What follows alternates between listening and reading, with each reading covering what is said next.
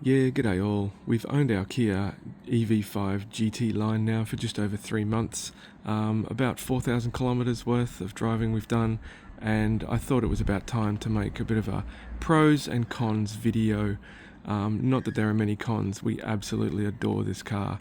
Now, just to give some context, we've come from 27, 28 years of Corollas. We've had 4 Corollas over that time. Most of them were brand new. I think 1 or 2 actually were near new used cars, but hopping into this thing was just incredible because Toyota didn't seem too interested in creating a decent EV, so we had to jump ship and go for Kia. We have absolutely not regretted that. So I know it's subjective, but I personally love the boxy design and the grille design. I just fell in love with it as soon as I saw it. The other thing I really liked was the two-tone, and when I saw it in the white, I just had to have it. So this is a pearl white two-tone with obviously the black roof and lots of piano black detail, being the GT line. So we'll just head on inside now to continue this.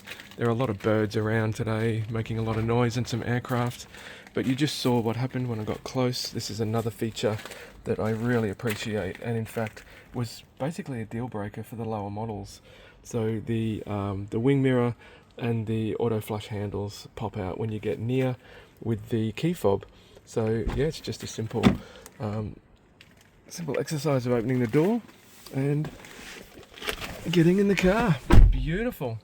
Now the seat's just moving for me.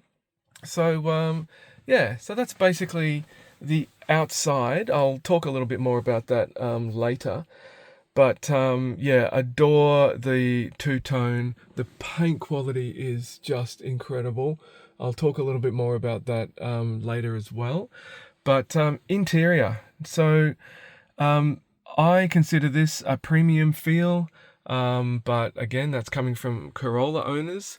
So I have sat in very fancy, expensive cars, Bugattis, Bentleys, and the like. And yeah, I mean, they are very nice, don't get me wrong. But yeah, this just feels like the caliber of car it is, and nothing less, and probably nothing more either, to be honest. So we've got soft squishy sort of areas of plastic, slightly harder areas of plastic, but nothing feels super cheap. I mean, to be honest, that's probably the cheapest bit of plastic in the cabin that I can detect. But you know, this is sort of upholstered, and it's textured, and it hits the roof lining upholstery here, so that matches quite well. Nothing feels cheap and nasty. It's all been done really well. The steering wheel's stitched together nicely. The seats are stitched together well. I'm not going to say they are immaculately well stitched, but definitely on par with the Corollas and any of the Lexus I've sat in, but probably not to the state of some of the fancy Italian cars, even down to sort of the higher end Alphas, things like that. But yeah, obviously your Ferraris and your Lamborghinis and things are just are totally on another level. So once you're in here, the way you start the car is you basically just hit your fingerprint. You put your foot on the brake, hit your fingerprint down there, and then you can start the car on the stalk. So I'll start the car up. It knows who I am over here. The radio will probably start playing. Yes, I'll just mute that for now. And yeah, now this whole infotainment and dash screen is wonderful. It is really well designed. It does everything you expect it to do, and shows you everything in a very well laid out manner without being too tricky. So one of my dislikes about the Tesla, even though I really do like Teslas, and a lot of the other Chinese competing cars that are coming out, is the absolute minimalist and just single screen touchscreen design with only very limited physical buttons. But as you can see, Kia and Hyundai have done a great job. They've got all the absolutely essential buttons as physical buttons, but also as well as on the touchscreen. You can control that there. Now, a lot of people bag this particular design out, and this goes through from the EV3 to the 5, and I think maybe the 4's got it as well, and then the 6 and the 9, whereby this is a one big single screen. You got your dashboard, you got your infotainment, and then sitting right behind this little lump in the steering wheel, this is actually my driving position, by the way, you can't see the HVAC. So the HVAC screen is there, but it's actually perfectly fine, because when I do want to adjust the HVAC, I just reach down to these buttons here and control it like we've all been doing for the last 40, 50 years. So it's not a problem. And in fact, I can easily control the HVAC without taking my eyes off the road and trying to aim for a landing button on a touch screen. So yeah, I love it. It's up or down. You got mode, temperature, fan speed, and then the passenger can also change the temperature there, and it splits it.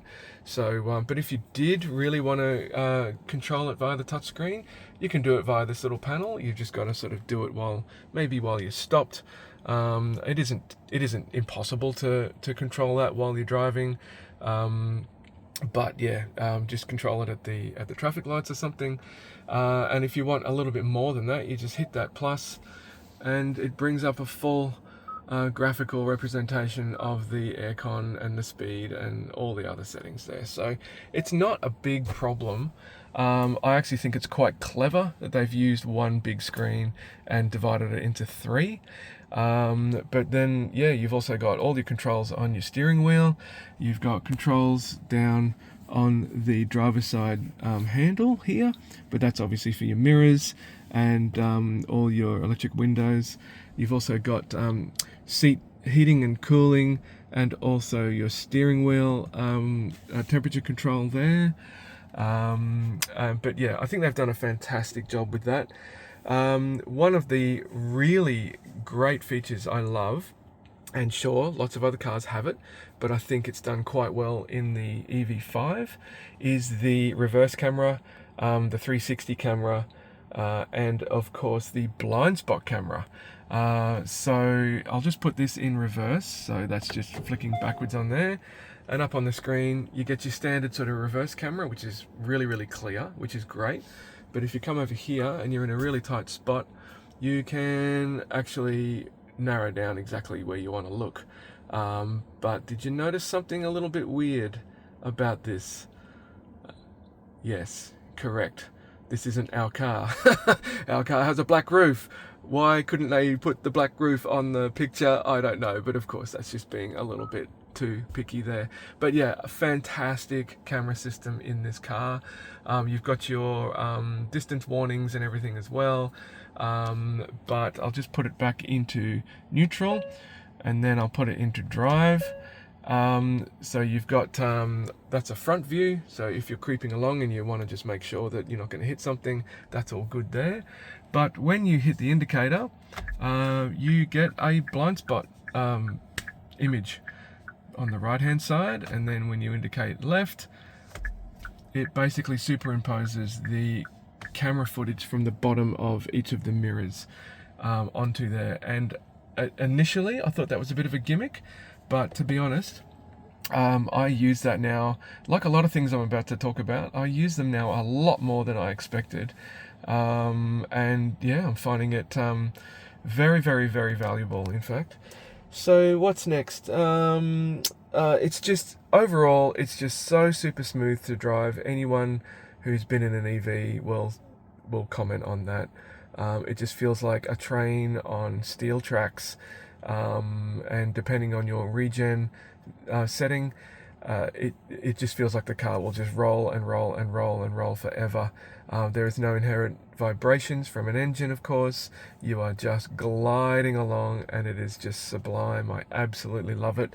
Even the EV haters that I've had in this car have commented that they still don't like the car, of course, because I have to say that.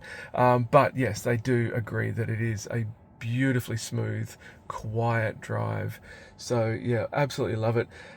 It's quick. This is the GT-Line, so it has the dual motors. It's quick enough, I should say. It's about the equivalent of a bog standard WRX, and I mean, to be honest, who even needs to accelerate faster than that? We're just a couple in the city doing city type driving, and then taking the car out on weekends for picnics or going away for a long weekend or something like that. We don't need to be in a race car. This is not a race car. If I wanted a race car, I would not have bought a Kia EV5, but yeah, so it's not trying to be something it isn't. But yeah, it's just such a lovely car to drive. It handles well, even though it's not a race car. I have taken this up through the hills and have really thrashed it around those tight bends and stuff. And yeah, it sits quite high. It's not going to ever compete with you know, a race tuned lowered car around corners, but the body roll is acceptable. And it just feels very confident on the road. It's probably helped by the fact that the car weighs about 2.3 tonne, and a lot of that weight sits under the floor, as in the battery pack. So yeah, a heavy car, and you can feel that when you're sort of throwing it around, but all in all, it stays composed, and it's just such a comfortable car to drive and cruise in. And then on that topic of driving, which is what you do in a car, the iPedal. So you can see down there next to the 48%, there's level 3. So this is all part of Kia's iPedal system.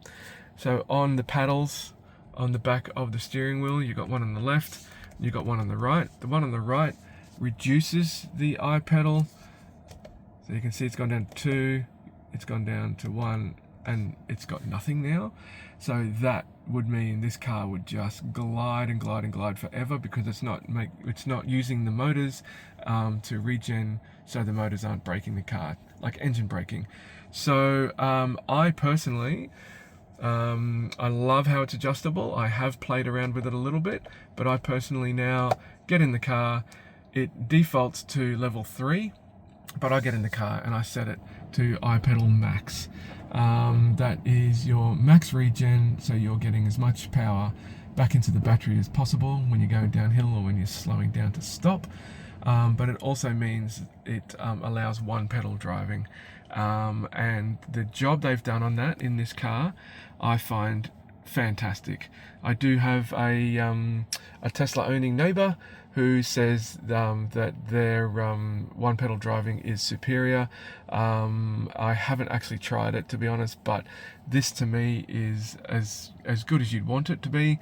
So when you get a little bit used to it, it took me probably only about a day and a half to get used to one pedal driving, and you're coming up to a stop, so you know your distance, you know how long it's going to take to slow down, and you just sort of let off the accelerator, don't touch the brake, and the car just comes to an absolute sublime stop.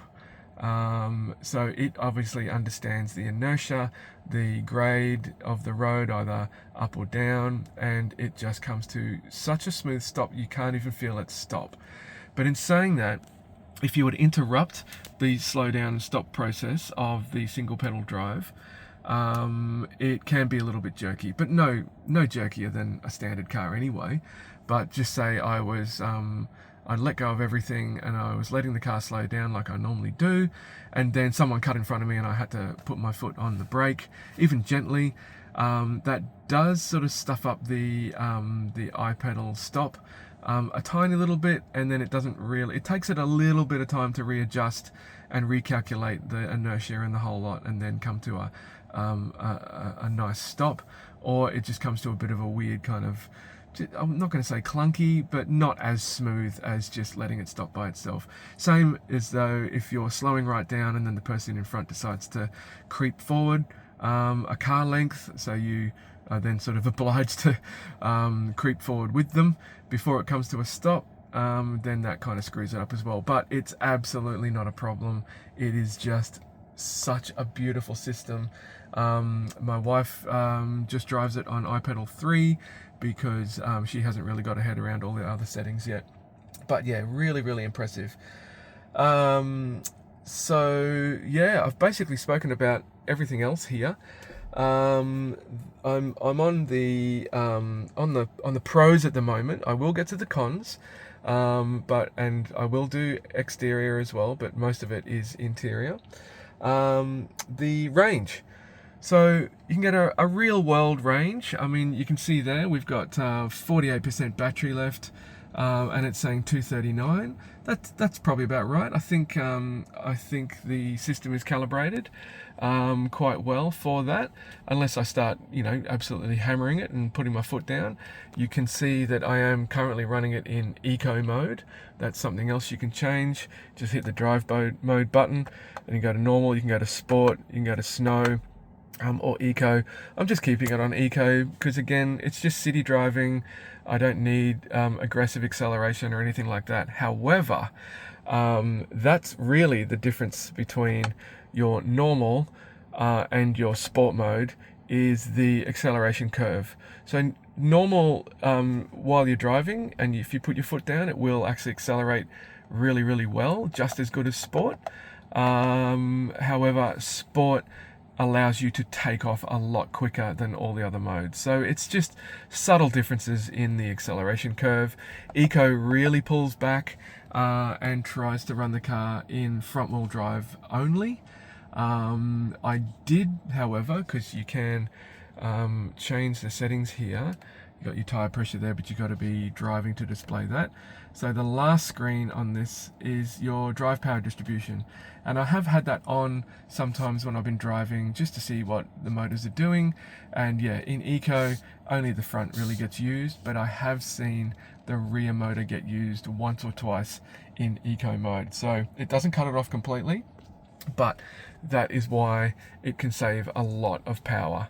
So absolutely loving the range. Yeah, again, real world range is about, I've been noticing in winter, because that's as long as we've had the car. I think the first day of winter was when we sort of, it was about a week after we got the car.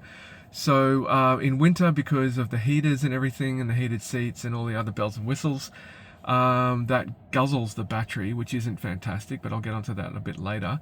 But yeah, around town and the sort of weekend away sort of extended drives that we've been going on, 150 kilometers each sort of leg, we're easily seeing 400, usually around 420, and then best case scenario, is about just under 450. So that's not towing, that's just two people with a bit of luggage, worst case scenario. Yeah, and for us, that is what we knew it was going to do, and it's all we actually expected. So yeah, really, really loving that. I don't think I could have, I'm glad I'm glad we waited for a car that actually had semi-okay range. Because I didn't really want to put up with a car that could only do 300. Still not the end of the world, but yeah, I'm glad we sort of waited for a little bit longer and got this particular car. So the other pro was the charging. So before we got the car, we did some quick maths, and 88 kilowatt battery. So we scribbled out sort of napkin economics, and of course at 35 or 36 cents of the most expensive tariff electricity you can get, excluding any green variants, of course, or add-ons. This car, from 0 to 100, not that you would ever let it run down to 0 to 100, cost about $30. So that $30 takes you 400 to 450 kilometers, which I think is fantastic, because in the Corollas, with the price of fuel, we were looking at about $100 for that same range. So not great in the internal combustion, but yeah, this EV has really changed the way we think about transportation and the cost of EVs. So then that's sort of the last pro on my list, but it bleeds into the discovered likes or the discovered pros since owning the car. And on that charging topic, soon after we got the car and we did a couple of charges at home, we never plan to use public fast chargers unless it was an emergency or a really long road trip or whatever. We do have a 15 amp, which is a 3.6 kilowatt outlet on the driveway, which is of course a little bit better than a 10 amp, which is 2.4 kilowatt. And overnight, we decided to sign up to AGL. That's a local Australian energy company, probably one of the bigger ones here, and they have an EV plan. And their EV plan allows 8 cents per kilowatt hour between midnight and 6 a.m. So between midnight and 6 a.m. I can get about 20 to 22% charge. And based on the 0 to 100%, which of course would take 5 days or 5 nights worth of midnight to 6 a.m., the car would cost $7 to charge. So $7 with a little bit of planning. Sure, you've got to remember to plug it in every day and all that kind of stuff, but it's not difficult. It is so simple. So with a bit of planning, I charged the car to 100% for $7 or less, depending where I start. It is just such a no-brainer. And no wonder the uptake of EVs is so good. And in fact, I'm just thinking about all my neighbours in this area, and now only the direct neighbours, both on the sides and across the street. Only one of them has an internal combustion, so everyone else has gone electric. And it makes complete sense for our situation.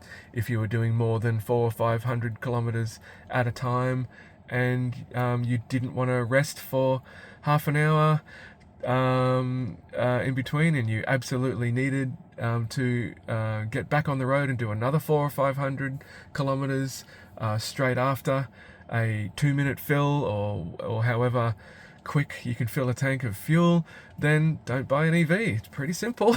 But yeah, so we just love it. It suits us to the T.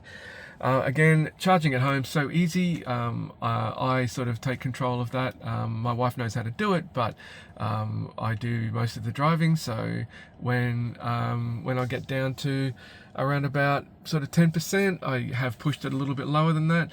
I then start the charge cycle. So every night for a week, I'll just charge and charge and charge until it hits 100%. And then we've got a week and a half to 2 weeks of sort of just driving around without having to worry about charging. Unless, of course, we are planning a trip away or something like that. And then, of course, I'll be looking at charging out of that sort of cycle. But yeah, so easy. As a famous comedian, Australian comedian recently said, just plug it in. And that's all you got to do, just plug it in. You can easily charge from home. Most people could manage charging from home without needing to ever touch a public fast charger. But for those who need it, great, that's up to them. Even better if we had solar, but we're currently in the middle of renovations, and our tiny little house doesn't have a big enough roof to install a big enough system to be worthwhile. But once the renovations are done, yep, bring it on. We're going to get solar. We're going to do the whole lot, and we'll be charging for free apart from the huge cost of the solar array and inverter and possibly battery and everything else. So yeah, but you know what I mean. The app and the whole operating system is just fantastic. I mean, it could be better. Everything could be better if you really get into the nuts and bolts of it, but it is really, really good. I hardly do anything on the screen here. When I want to manage the car, and especially manage the charging, or if we've forgotten to lock the car, or if I want to, set up climate control to be ready by a specific time, or anything like that, I just do it through the app on my phone, on the couch while we're watching TV. It's not a problem. I've just got so used to it. I don't even have to think about it anymore. It's just such a nice, smooth, slick system. We don't have the Sentinel view like the live kind of view like Tesla owners, but there have been a few times where, including during a hailstorm, only light hail though, thank goodness, no panel damage. But I was stuck at work, the car was parked outside, a hailstorm comes over, then I just log into the car through my phone and I get 360-degree shots. So yeah, just really nice, really simple technology. I mean, it's not that simple, it's very complex, but it's simple to use. So they've done a great job on that. We're getting over-the-air updates. I think I've had 2 or 3 now, and they just work beautifully. But without over-the-air, you can actually download the software and stick it on a USB-C and upgrade the firmware that way.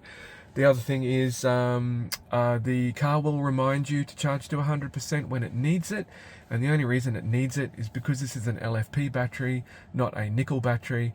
LFP batteries do need to be charged to 100% every sort of, I don't know, I'd say 2 to 3 weeks, maybe even stretch it a little bit longer than that. And it just comes up with a little warning on the dash to sort of say, please charge to 100% next time. And then I just modify that in the app. And then while I'm charging, I just take it all the way to 100. So pretty simple. And then after I've hit 100, I then bring it down to, I usually just charge to 80. Or I've bumped it up to 90 sometimes, but yeah, LFP batteries don't suffer those absolute extreme internal what would you call it, chemical reactions as per NMC batteries once they get over the sort of 90% up to the 100. So yeah, LFPs are to my mind a better choice. They're cheaper for the company to manufacturer. They don't seem to have as much thermal runaway issues as the nickel-based batteries. They're better for the environment, blah blah blah blah blah. So yeah, loving the LFP battery for sure. Very limited range anxiety.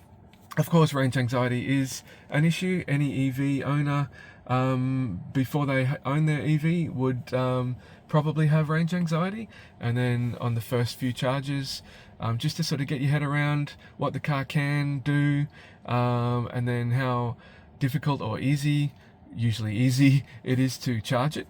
Yeah, you do have that little fear of range anxiety, but the more you drive it, the more you sort of push yourself out of the comfort zone of just saying, screw it, we've only got 80%, we're going on a bit of a road trip, let's just deal with it. It's not a problem. As long, there is a bit of planning involved, sure, but as long as you know where working public charges are, that's great. But to be honest, for us, when we go away, it's usually only sort of 150 to 200 kilometer each leg of the trip, so 300 to 400 kilometer round trip, and we know that this car can easily do that. So yeah, we're not even really worried about that. But if we did want to extend it, we would be planning, if we stayed at an Airbnb, I've got all the cables to charge from standard 10 amp power points with the granny charger. It's not a huge drama. Everyone's got to sleep, and if you can charge while you sleep, then that's most of the problem solved. So yeah, fantastic. Massage seats. So yeah, in the Kia EV5 GT-Line, both the driver and the passenger seat have a massage function. The driver's side gets a lot more violent massage, which is really nice. The passenger seat is a little bit more light on. I gotta say, it's still there, it's still functional, but it could be the same. I don't think it comes up high enough, so I don't think it's the shoulder massage. And then we've got heated and ventilated seats in the back and everything as well. But yeah, the massage seats, I thought, yep, another gimmick. We'll probably only ever use it once or twice. But to be honest, at 4 o'clock in the morning when you're leaving for an early shift, and it's cold. I'm not going to say freezing cold. It is only Brisbane. You hop in a preheated car. So you got nice 24 degrees inside the car, you whack on those massage seats, you go to work, and wow, what a difference it makes. I can't stress enough how pleasant that is, and how much we have been using the seat warmers and especially the massage seat function in this car. I never ever thought I would be using it. So yeah, fantastic. The auto park feature. Now, I've actually done a video on this. I've actually made 2 videos on this. One auto parking from inside the car, and one auto park from outside the car. So yeah, all you've really got to do is, when you're in a car park situation, and as long as the lines are clear, I've found, as long as the lines in the car park are either solid white or solid yellow, you just cruise past available parks. Hold this button down, the screen changes, it will pick out parks for you. You pick the park you want. You can either do it from inside the car or outside the car, and using the key fob, and watching 2.3 ton of car from outside, standing outside, park itself is rather interesting. So but no, it does a really good job. I've used it a few times, but what I've used more is the creep forward and back function on the key fob. Now let me just get the key fob out of my pocket. So yeah, there's a certain order of buttons that you need to push while you're outside the car, and you can see there's a arrow. There's a parking arrow forwards and a parking arrow back. You can actually move the car forwards and backwards before you even get in it. And I have found that very, very helpful, because where I park for work, it's basically a retail environment, and it just amazes me how badly others park, or they just don't seem to care. So I've come out to my car after a shift to find, even though I've parked perfectly between the lines myself, then you end up with some Dodge Ram that's parked ridiculously close. And it's not so much the actual body of the car, it's the wing mirror. So in the example I'm remembering, the Dodge Ram then had sort of extended wing mirrors, so the whole car was just so wide I couldn't actually even get past the wing mirror without doing like a limbo. And then I thought, well, if I can't do that, then it's going to be a struggle to even open the door. So I just moved the car forward using the fob, hopped in. Absolutely fantastic. And there have been a few other scenarios where I've used that feature too. So love it. The cooler and warmer. So in the back of the GT-Line, you've got this little drawer, which is nice. It's about 170mm deep. It's over a handspan long, and probably about 120mm wide. And you can see the buttons here. You push this button. Oh, if I can figure out how to use my fingers. Push that button. You can see it's blue. Let's turn that into a fridge. You push this button here. You can see that it's glowing red. It's basically a warmer. Now, it's not I wouldn't say it's an oven. It's just going to keep things warm. Similarly with the cooler, if you put a cold drink in there, it is going to keep it very nice and cool. It's probably going to struggle a fair bit to actually get things cold from ambient. But we've actually used that way more than we ever expected. We thought it was another gimmick. But while traveling or going away on a little picnic or something like that, we've stuck a couple of Piccolo champagne bottles in there, a bit of cheese, and we've had crackers and things in the picnic basket, and got to our destination, unloaded it all, and it was icy cold. So absolutely brilliant. No need to carry ice for just little quick day trips and things anymore. The only problem is, of course, when you put things in here, they smash around when you're driving the car, either rolling forwards and backwards when you're accelerating and braking, or side to side. So it is a good idea to just jam like a plastic bag or other bits and pieces in there just to stop it rattling around. But yeah, fantastic having that little fridge.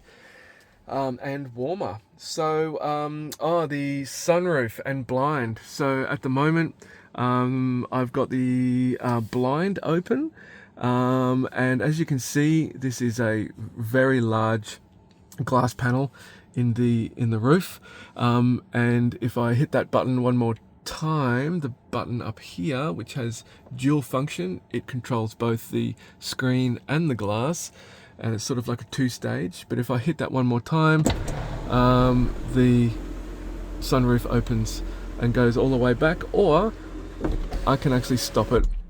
So I can close that and it seals up beautifully, and then another hit, the blind starts closing. And of course, if I just hit that again, I can stop it wherever I want, or I can decide to open it up again without opening the glass. So yeah, very, very well done, very well designed system. The control system is just fantastic. So yeah, I love that to bits, and yeah, we've actually been using that more than we thought as well. So that's just another discovery that again we thought was a bit of a gimmick. The cargo carrying capacities.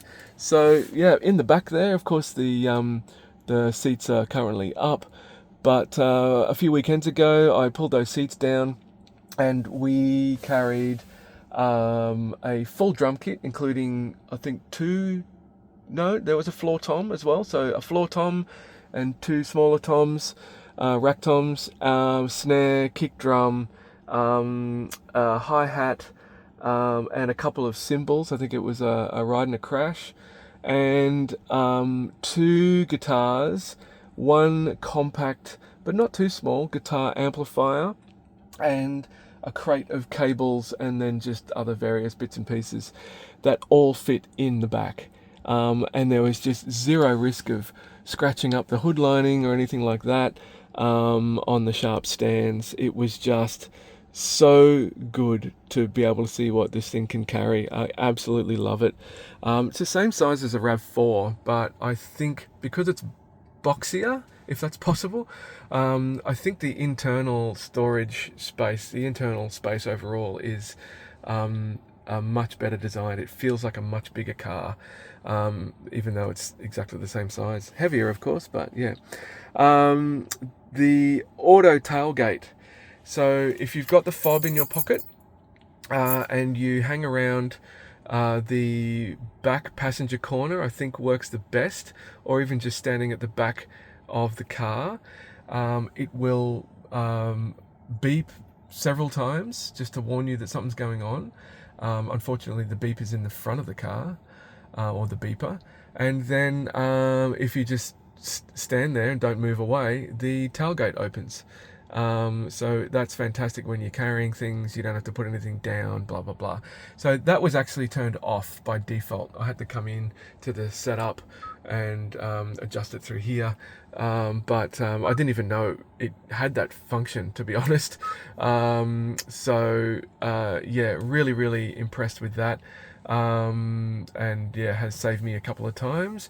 Can get a little annoying when you walk up to the car and you don't need to open the boot and you're just sort of chatting to someone behind it and it starts beeping. Maybe that's why it was turned off by default, but yeah, not a problem at all. The other discovery was the last on the list, actually, was the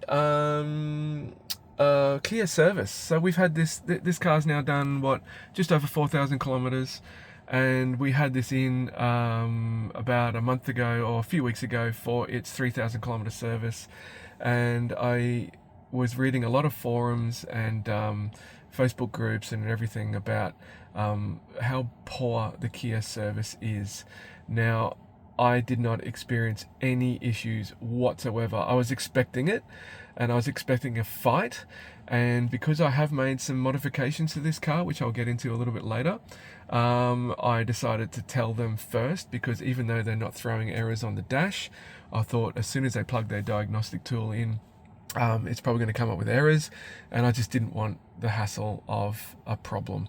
So I was upfront with them, and I told them what I'd done, and they recorded it. And then when I got the car back a few hours later, Yep, not a problem at all. And then I even had to probe them and ask them, oh, did you find any issues displayed on the diagnostics? And they said yes, they saw it, but none of it's a problem. It doesn't affect the operation or the safety of the car.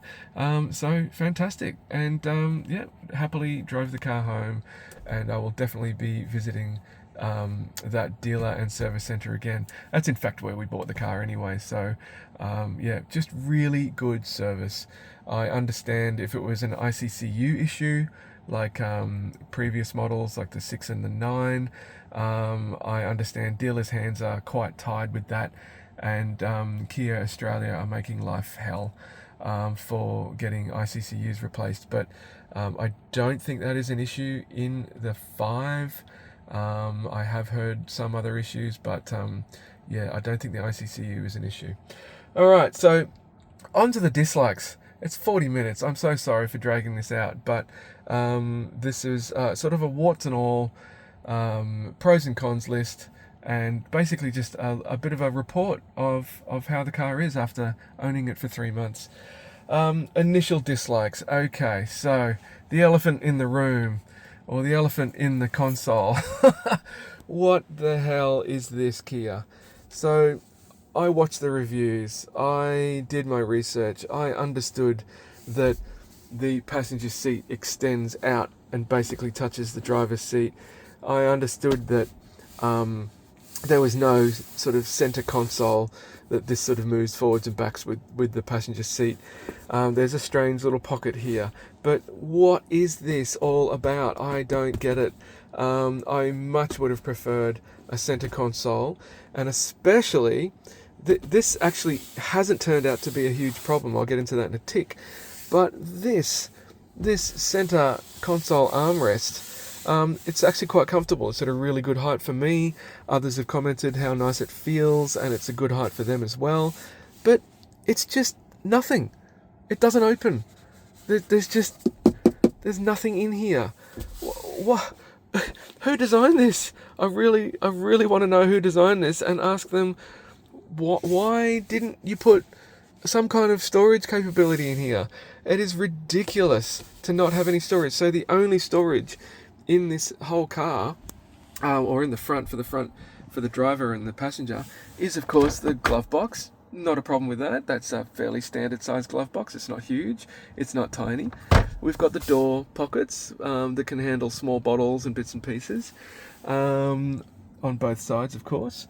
And then we've got a 2-tier sort of shelf system here. This is mainly taken up by the wireless charger. And then we've got a nice little rubber matted shelf down there as well, which I'll get into in a tick. But that's it. There's like no other storage in the front.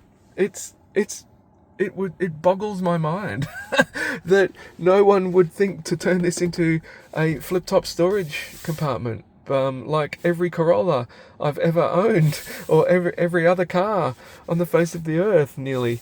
But anyway, in saying that, it's not a deal. It wasn't a deal breaker, of course, because we bought the car, and since living with it for a while, it's actually not terrible, apart from the fact that doesn't have storage. But yeah, this actually has turned out quite well. My wife hops in, puts her bag there, and puts the armrest back down. She can put her bag on the floor. She can use the little built-in bag clip on there, but she prefers to put it there. I have also seen people absolutely rave about this for their pet. So you got a pet dog, you want them to travel comfortably beside you. Maybe because this is a Chinese-built Kia, maybe that was what they were thinking. Maybe people with little toy dogs would sit them here and everyone would be happy. But I don't know. I just, yeah, it's weird. And I've noticed that the Korean-built UK model of the EV5 doesn't have this extra piece. It's got a standard bucket seat for the driver and the passenger, and it has a much more conventional center console with sort of flip-top lid and other bits and pieces like that. So it sounds like they've listened to feedback. I just hope that someone, somewhere, some stage makes a sort of a third-party center console armrest box, because I don't think it'll be a problem to pull this one out and replace it, because this is it is just ridiculous having that just as a useless sort of armrest that you can't use for anything else. But yeah, anyway, so yeah, everyone complains about that. Everyone did complain about it as well, even before we purchased, so bit weird. Anyway, the next initial dislike, no dash cam. What the heck? Kia, you have loaded your car with cameras. Well, I just showed you that before. You push the camera button, you've got parking assist cameras galore. You can change the mode. You can do all this fancy stuff. Why couldn't you just cut into the feed of the front and rear facing camera, or even all of the cameras, and record it? Like, it blows my mind as to how short-sighted that is, and that was actually nearly a deal breaker. And I'm not mucking around. Like, I couldn't believe a car of this caliber and of this purchase value didn't come with a dash cam. So anyway, not the absolute end of the world. So I was chatting to the dealer who was trying to make the sale and frantically trying to convince me that there are third-party alternatives, and of course there is many of them, and many of them are probably far better than the built-in cameras anyway, except for the Teslas. And far better than any other generics. So about a week after taking delivery of the car, I got in touch with FitCam X. Everyone knows who they are.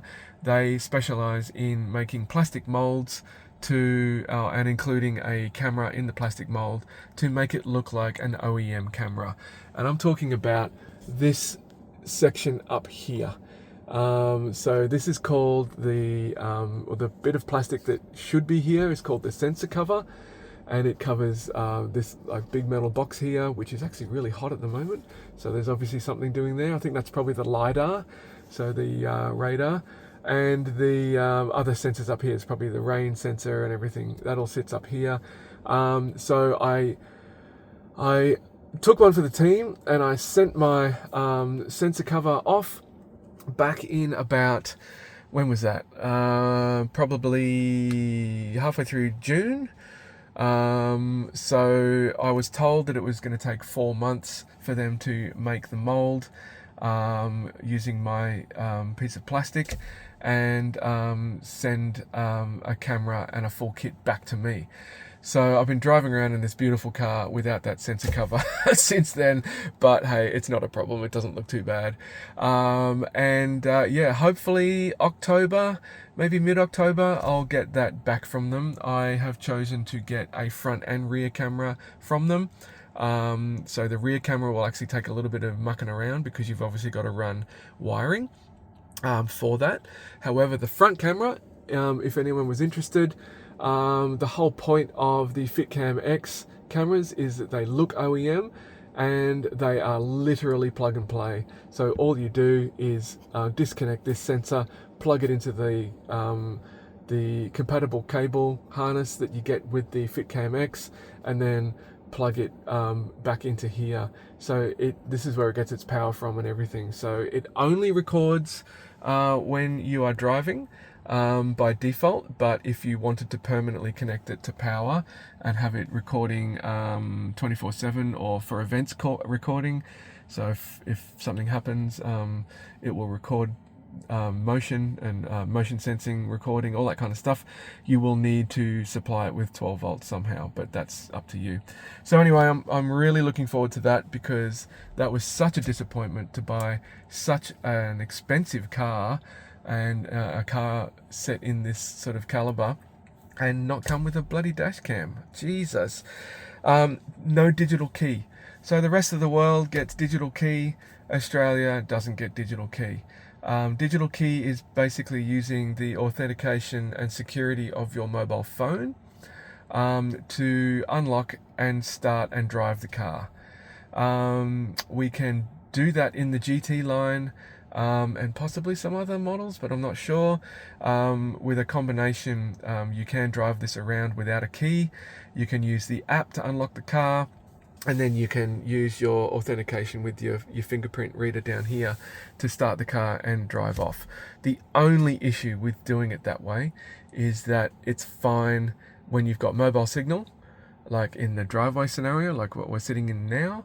But so I could drive this off no problem without a key fob or anything. But if I drove it to an underground car park that didn't have any mobile signal, I'd be stuck. You would absolutely still need the fob to get into the car and start it. So yeah, the digital key uses your mobile phone and NFC technology, so you just use the phone. The phone basically replaces the fob, which is fantastic. Why we can't have that out here, I don't know. I'm hoping it will be an over-the-air update, and I'm hoping it will come soon. It's not a deal breaker, I understand, but again, for this caliber of car, and especially when we know the overseas market gets it, I was quite disappointed that for some reason they are treating us Aussies like second-class citizens. So yeah, not great Kia, but apart from that, fantastic car. No puddle lights. Now I'm really getting into the weeds now. I don't know if you know what a puddle light is. At the bottom of the mirror is a white LED, and you see them on BMWs and even non-European sort of luxury cars. So when you get close to the car and the mirrors pop out, a light comes on, so you can actually see what you're about to walk into, or if you're about to get out of the car, similar thing. The puddle lights turn on, so even if you didn't see it when you're approaching, you will get the puddle lights will light up the ground, so you can avoid any hazards or anything. It's silly, I know, but again, a car of this caliber and with this amount of luxury, massage seats, you know, all the bells and whistles, doesn't come with what I would expect it to come with. Pardon me. So not a problem. But coming up to the problem, I've only got a couple of these left. No cargo cover. Come on. So a Corolla has a cargo cover. So no cargo cover is standard in the back, in the hatch or the wagon area. A Corolla comes with a $5 piece of flimsy whatever it is covered in carpet. Why can't you do that, Kia? Like, it seems to be quite essential for most Aussies to have a bit of security. So if people did want to look through the rear window or the side windows, just to have that bit of cover there as a security device, so people can't see what you're carrying around. It's not a problem. Just please include it in all of your models moving forward. I don't know why you didn't bother. And then I'll get onto what they've given us as an accessory in a tick, and that's its own story. But yeah, wow. The bings and bongs. When I was reading up on EVs before we bought this, people seemed to tear their hair out at all the bings and the bongs. I was bracing myself for how bad it was going to be, and sure, it makes some noises as you're driving, but Jesus, it's not a problem. I am not going to sit here and go through the even 10 seconds worth of muting them just because I don't like them. It could be minimized a little, and I think the latest firmware update allows you to turn a lot of the non-critical bings and bongs off. But yeah, if you're driving within the speed limit and doing all the right things, you shouldn't really get hit with that many bings or bongs. So for me, the bings and bongs have actually saved me in a couple of situations. One of them was actually a speed camera, and I just accelerated to get around someone. I'd gone over by about 5 or 6. I got a bing or a bong to remind me that I was over. I pulled back, and then around the next corner, there was a speed camera. So without that bing or bong, you know, I was probably $200 or $300 out of pocket just in a speeding fine. I mean, it's not a problem. So don't get too worried about that. If you're also worried about it, it's nothing to be worried about. And yeah, as I touched on before, the potential of range anxiety is, yeah, not even worth mentioning again. Yeah, in fact, I'm not going to.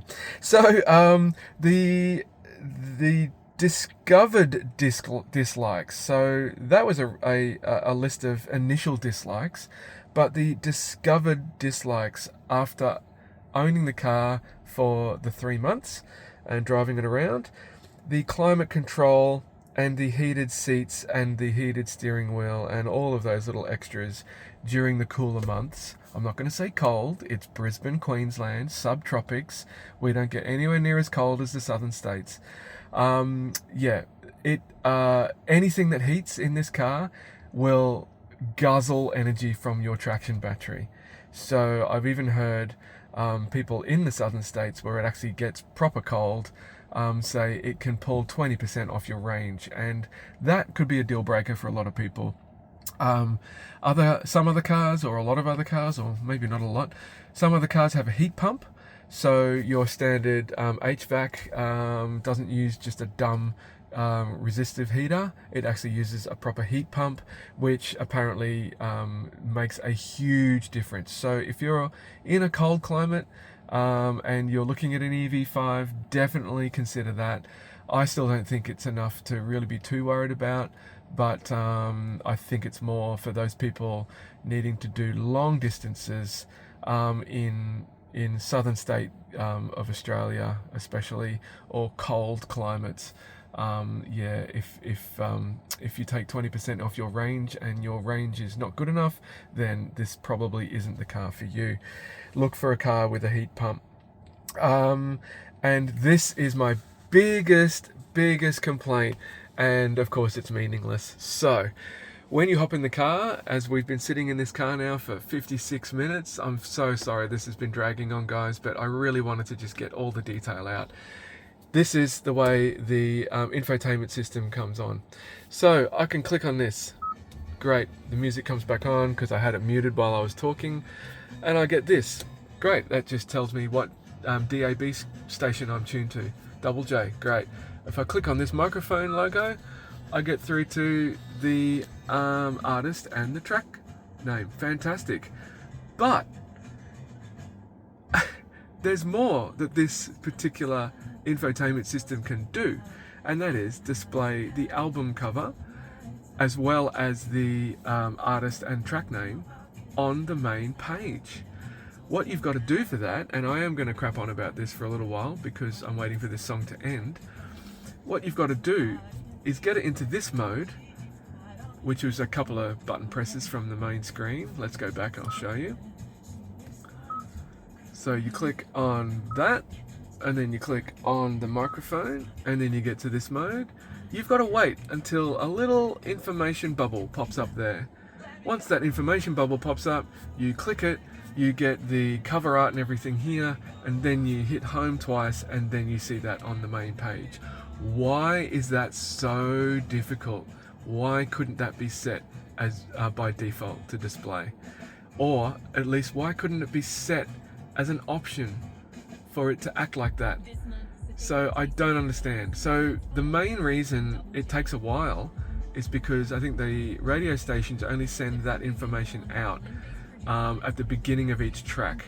We've currently got a bit of a promo spot for Double J here. Sometimes it does come up. Here we go. It's figured out the actual program we're listening to. We're still on lunch, and I'm pretty sure pretty soon we might get that information bubble. So that only gets sent out once at the beginning of each track, or maybe it gets pulsed out 10 times, but only at the beginning of the track. So if, like, as per this example,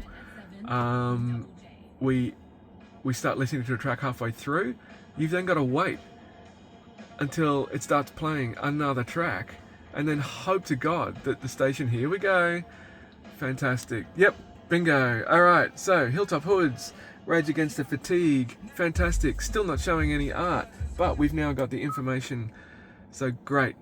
That's now the station logo, and that's fine. And there is the cover art and all of the information that I want. Now if I push home twice, yay, it appears here. This resets every time you hop in the car.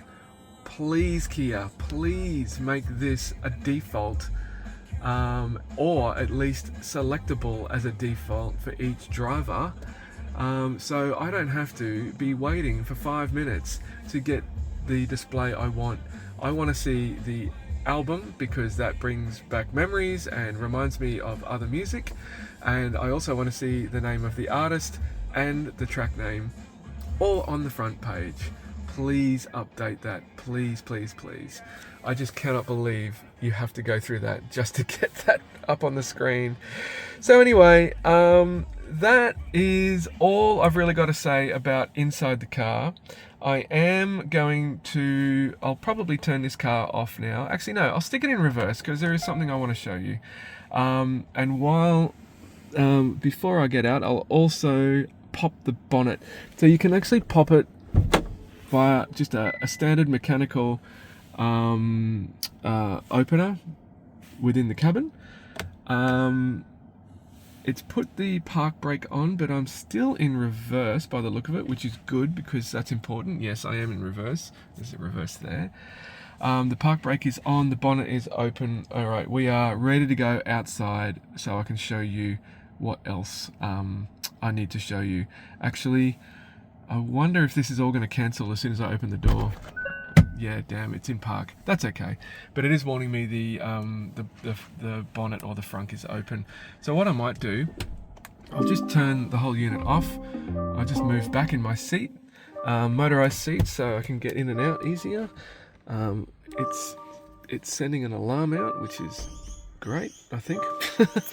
And I'll take my keys with me. We'll go into the bird zone. It might be quite loud out here with the birds, because we do have a fair few around.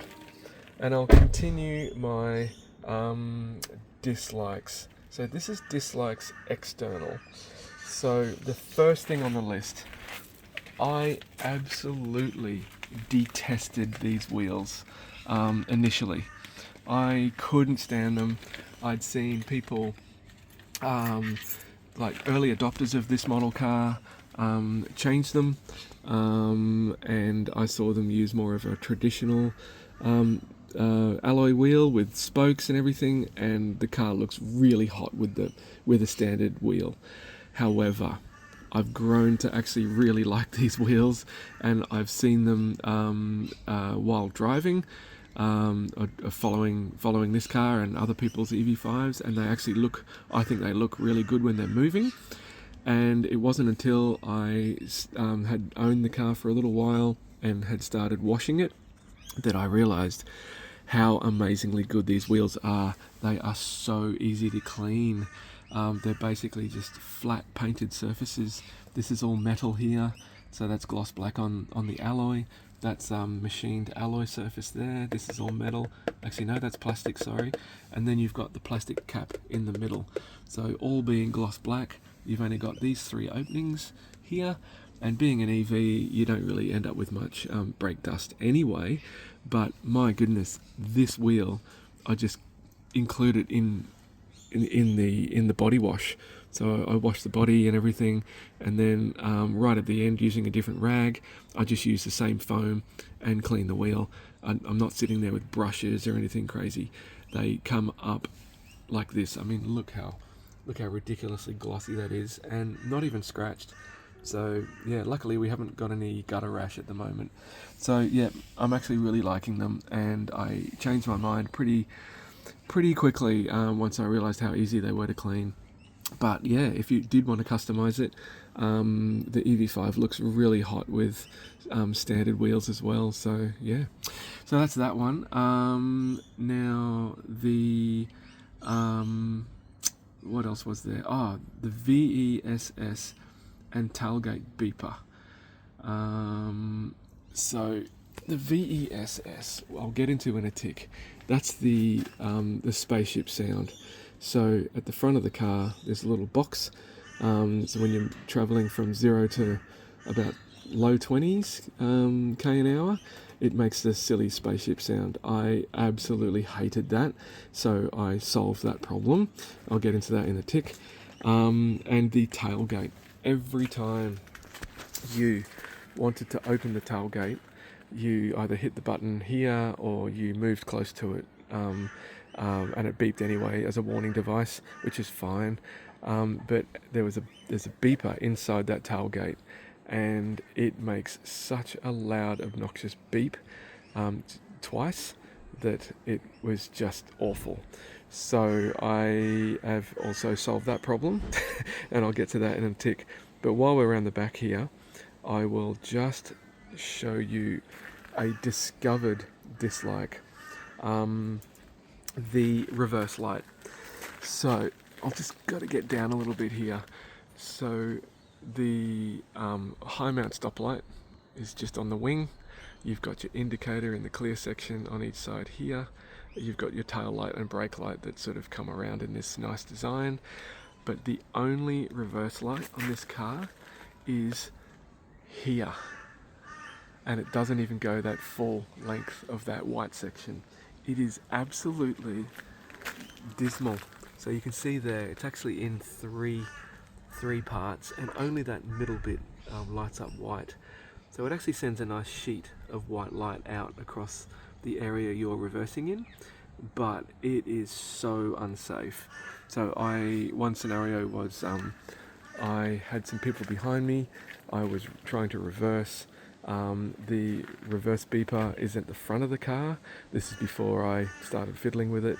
And they had no idea I was reversing because they were standing sort of around about where I'm standing now, and there was no indication this car was wanting to go backwards.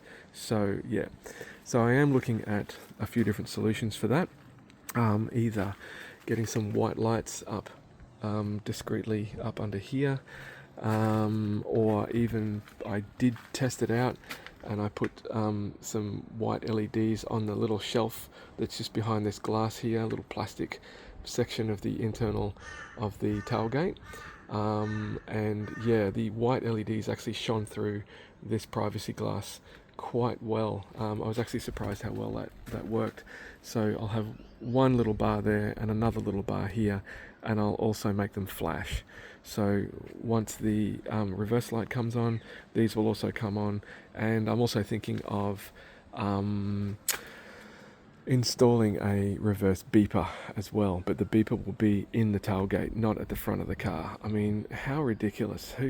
The person who designed that center console must have been in charge of the reversing situation. It is dismal, people. Come on. So that's that. Oh, okay, and while we're at the back here, the cargo cover accessory isn't just an absolute joke. So let me open the boot for you. There we go.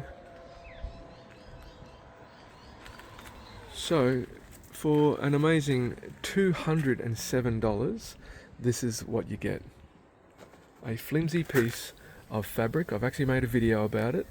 Flimsy piece of fabric with a rigid outer sort of edge that supposedly folds up into that bag, and I just can't even get it to fold up going by those instructions. Those instructions don't even reflect the EV5, or in fact they've got nothing to do with this cover, because those instructions have strings that go up to non-existent pegs on the tailgate.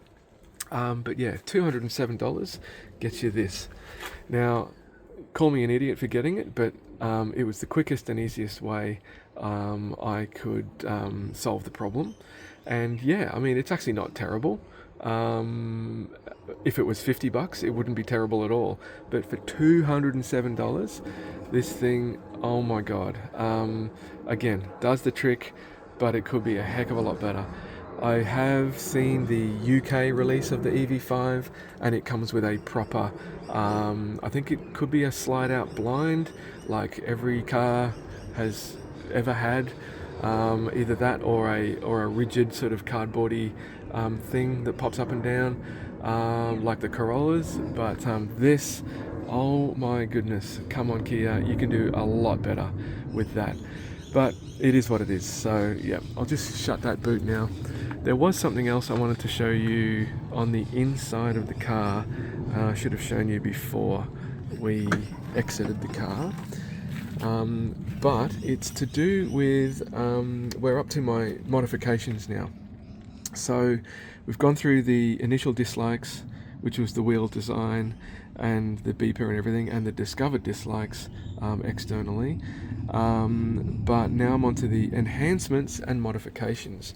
So the first one, while we're here, the first one is we had this paint protected, not by the dealer, because I wanted paint protection film applied as well.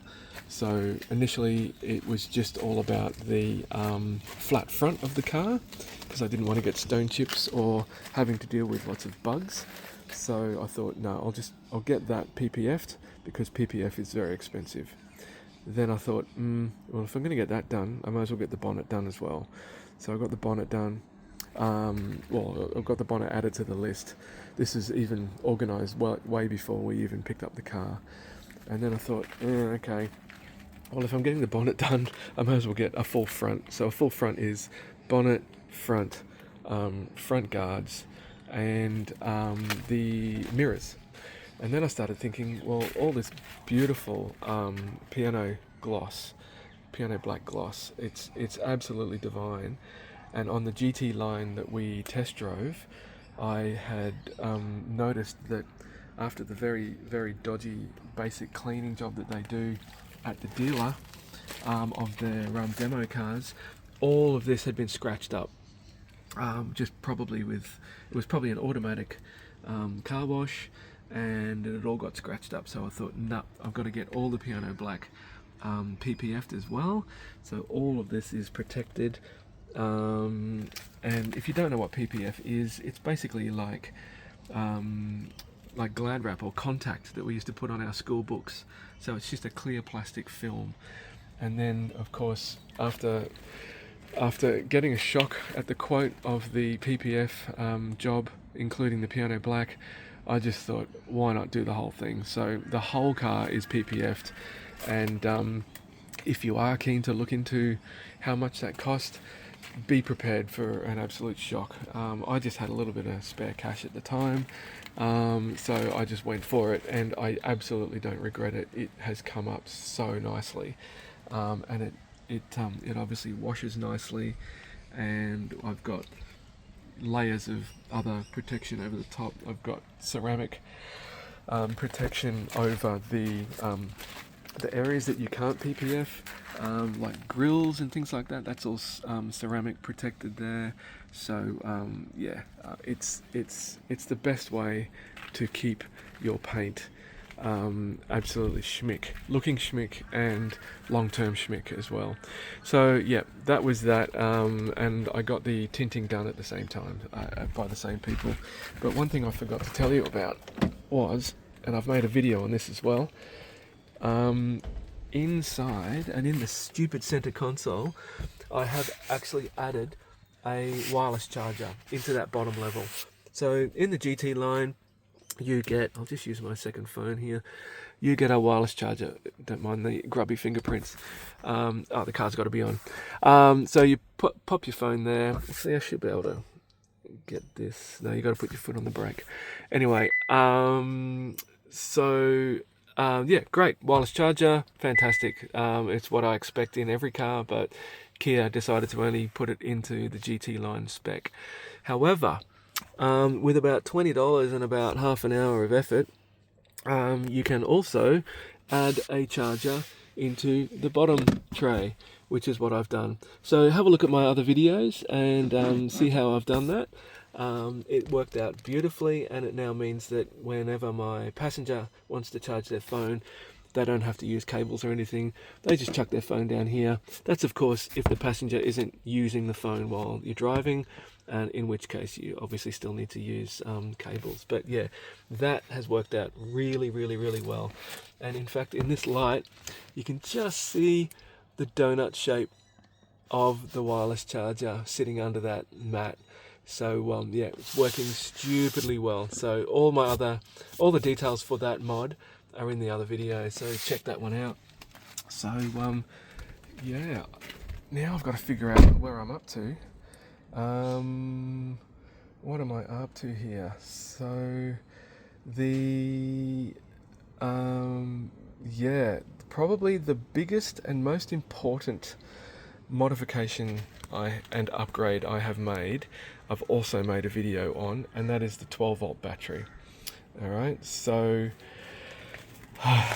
long story short, the batteries they put into these cars from the factory are just terrible. They are cheap, very underrated, underpower batteries that just, they shouldn't have ever decided to do it. They're lead acid, and that's fine. You can get decent lead acid batteries, but yeah, just shocking. And it, as per the other video, I only really realized how bad they were after this car was in getting its protection, and the people doing the work obviously need the doors to be left open for, you know, a couple of days on end and everything. The main battery drained, and it's not uncommon, and it's not just a Kia thing either. It happens in MGs, it happens in lots of electric cars. The 12-volt batteries are just junk. So I bit the bullet and decided to go for a lithium battery, so an LFP battery. And again, all those details are in the other video, so make sure you check that out. But someone did ask in the other video how to remove these covers, because I'd already removed them in that other video. So I thought it was kind of self-explanatory, but obviously not. So these are just basic clips. There's several of them around. You just get a small flat blade screwdriver under there. You pop that middle bit up, and the whole thing just pulls out like that. Okay, and then to put them back in, you leave them apart like this, and you just push that into the hole, and you pop that top bit down. But while I've got this here, I may as well show you the work I did on that battery. So this whole section just pulls out. So there is the King's lithium 12-volt battery, and I've got the Ansell BM200 battery monitor. That's a Bluetooth battery monitor on the side, available on eBay for about, I don't know, $36 I think. This thing by far is the best thing I have done to this car.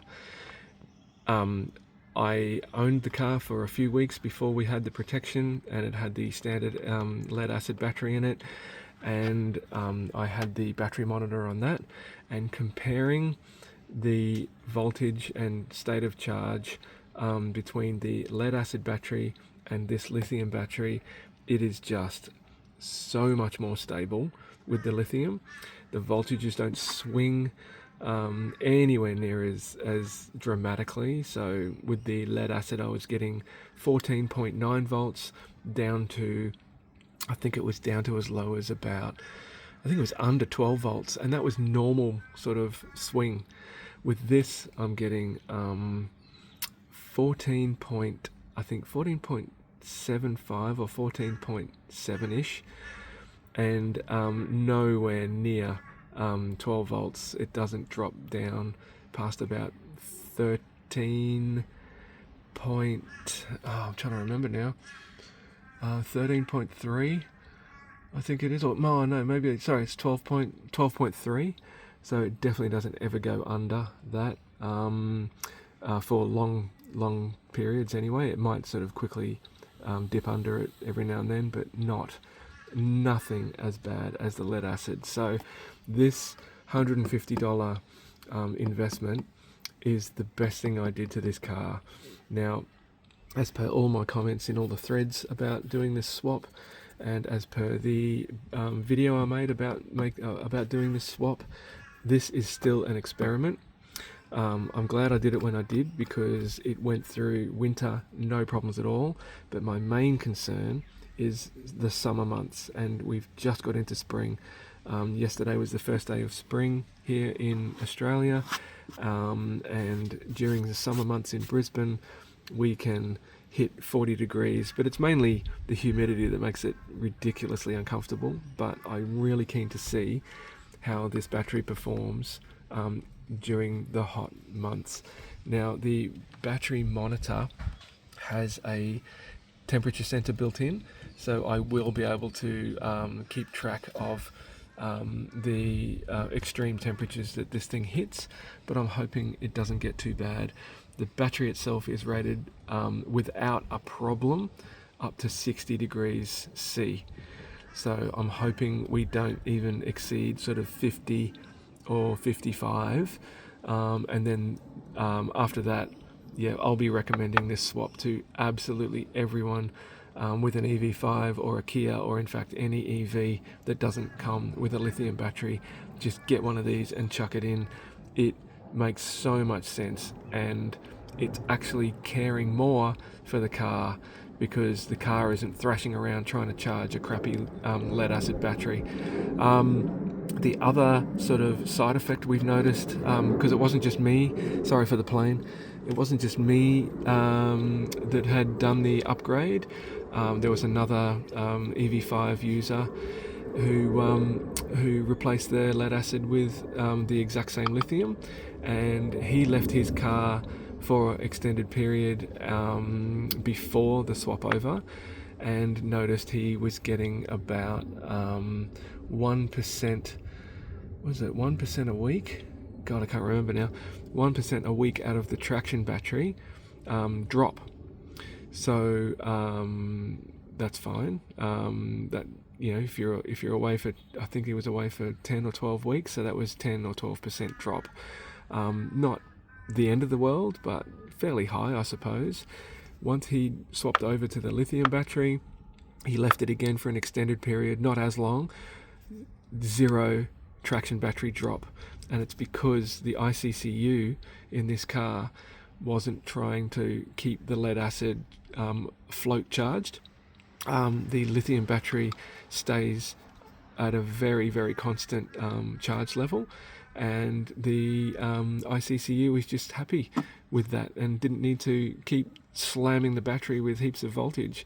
So yeah, this doesn't just look after the ICCU, but it also looks after parasitic drain from the main traction battery. So I can't say yet that it's been an absolute success until we get through summer, but oh my god, it is looking bloody good. So if you are interested, please check out my other video for the details on this swap. Okay, again, one of the best things I've ever done. So I'll just put that cover back, and I do have all the other clips for it, but I just decided to take them out for the demo. So yeah, the clip just fits back in that like that, pushes down, and it's in. So pretty simple. Alright, so what else is there to talk about? I think I might be at the end of my list. Oh no, actually the only other thing I've really done is solve the sort of anxiety, the no spare anxiety, I suppose you could call it. And I've done that. So the car comes with what's called a tyre mobility kit. It's currently sitting in this case, along with my vehicle to load adapter. Now the tyre mobility kit's all nice and fine. They've been using them for years in other cars, but it basically just fills up your punctured tyre with a goopy substance. When that goopy substance hits air, it turns hard. So you're basically just making a plug, and then you can drive the car. You can at least get out of a situation, drive the car at a limited speed, everything's fine. But it can cause a lot of drama, because you're basically filling your whole wheel up with stuff that you then need to get cleaned out. You need to take it somewhere to get it cleaned out. Those people are going to be wanting to sell you a whole new tyre instead of repairing the existing tyre. So in the end, it's just going to cost a lot more mucking around. Yes, it does get you out of a situation, but at a cost. So I decided to look into my alternatives, and I've also made a video on this, so check out my other videos. But this is a really good example as to how much stuff you can fit in your frunk. So I've got this in here, which is quite a big bag. I've got charging cables in here, which is also quite a big bag. And then I've also got a really big case here. So they're actually very, very deep in the EV5. I've got 2 charging cables in that bag actually.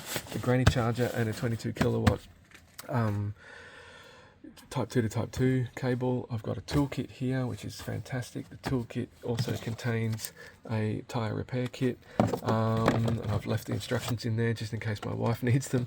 But this is the system I have used in all of my cars, and it is absolutely fantastic. You can repair a puncture on the side of the road without too much hassle, and you can be on your way with a completely repaired tyre as long as the puncture isn't a slash, and as long as of course it isn't in the wall or the corner edge of the tyre, which none of mine have been. And then the addition of this kit, this is a electric hydraulic jack and an impact wrench. This thing is unbelievable. So I've made a video on that, so be sure to check that out. But this whole kit and the fact that I can repair punctures on the side of the road means that I actually shouldn't ever really need to use the mobility kit at all, and I can be back on the road in no time, and not needing to visit a tyre shop later and get everything fixed up. I've still got the mobility kit in here just in case. That's just another nice fallback. So yeah, have a look into those videos and decide if that system is for you, because yeah, it's worked perfectly for me for many years. So yeah. Okay, and then the last thing to really talk about with my modifications is the silencing of the VESS. So the VESS, as I stated before, is a system that makes noise. Now it's a safety feature. So when this near silent EV is doing low speeds, it will make a stupid spaceship sound to warn people of it in its proximity. Now that's all nice and fine. However, it was just too loud. As you can see, that's our neighbour's house, and just out of picture is a couple of bedrooms for children. I need to go to work very early sometimes, and this ridiculous spaceship sound was just way too loud. And so I solved the problem. So removing these two, I've actually done a video on this as well, removing these two covers and then removing the front bucket, and then this strip exposes a speaker box. And the speaker box sits around about here, a fair way down. All you got to do is pop the cable out and you've got a silent car. It is fantastic. However, it also disables the reverse beep because it comes from the same box. But again, why would you have a reverse beeper at the front of the car? I have no idea. So what I want to do in the future, this is my last little section of this video, is reconnect that VESS so it does make sound, but only after I've solved the volume problem.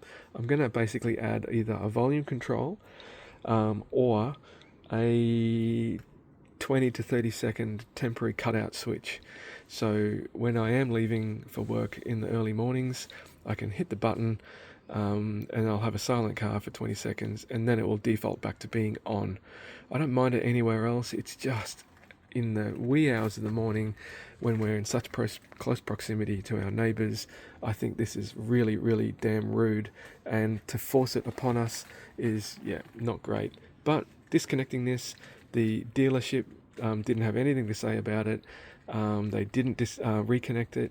They didn't, have any worries at all whatsoever. So that's great.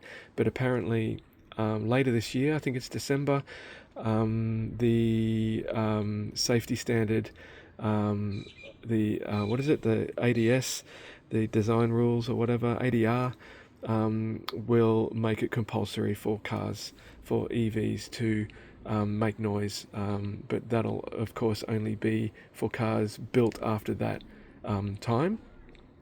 And there are so many Teslas and hybrids out there without any sound effects or warning devices when they're moving slowly, so I don't see why I should have to have one this loud. I definitely want it back, I just don't want it this loud. Same with the tailgate beeper. I want to reinstate that, but just make it a little bit softer. So yeah, so apart from all the other things I've said about the dash cam, the modifications I'm making on the reversing light, the other bits and pieces, all I really want to do moving forward, and I think it's a ridiculous over-the-top add-on, is maybe airbag suspension. Dropping this thing down a little bit will, I'd say, add better handling capabilities. Not that it's bad, not that I need it, but I'm just thinking, yeah, why not? But it's a pipe dream at the moment. I can't afford the several $1,000s that's going to cost. But I'm also thinking it may increase economy. I might get an increase in range by dropping this down a little bit, because it does sit a little bit high. It's not crazy, but yeah, then again, I might not even bother and just leave it as it is. But yeah, thank you guys for putting up with my voice for the last 90 minutes. I'm so sorry it's taken that long, but all in all, this is such a lovely car, and I am very, very, very pleased with it. So I hope you found this helpful, and catch you around. See ya.